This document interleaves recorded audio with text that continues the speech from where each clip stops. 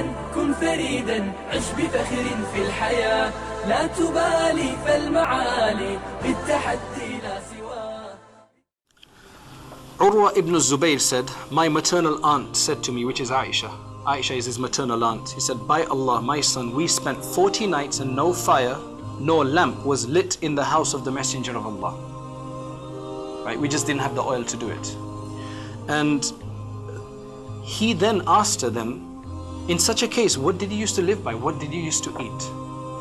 So she said, the two black things. What are those?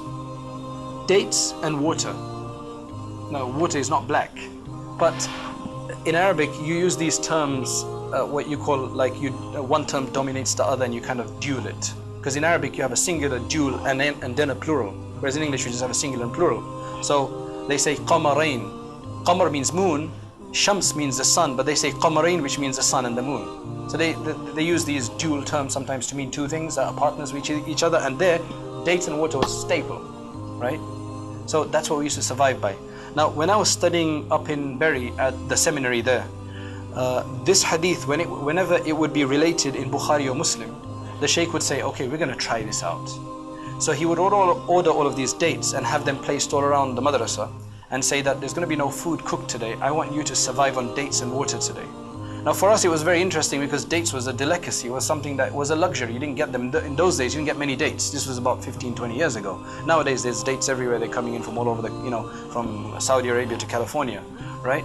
So there used to be dates put all over the place and we'd have to survive on dates. It was quite enjoyable because you had lots of dates. But the Shaykh, he would, in the evening he'd feel sorry and he'd make sure he served supper. But this would go on for days, just dates and water, that's it. Now, one thing to clarify, this is a safe course, but not a necessary course. So for example, you had the Prophet ﷺ, he praised good food. He said, oh, that's a really good food. He liked the shoulder meat, right? He said, that's very good. So whenever he got it, he would eat it, right? He would enjoy it as well. And he said, this is very good food. And likewise with clothing, he would wear the most basic clothing, but on one occasion he did buy a really expensive garment. We don't have any proof of him wearing it, but we do have a narration about him buying one. And that's to prove to us that you can buy it if you want to. So he was a prophet that said, look, do not take it into your heart. Use it. If you can abstain from it, you should abstain from it. Bismillahir Rahmanir Rahim. ثم لتسألن يومئذ عن النعيم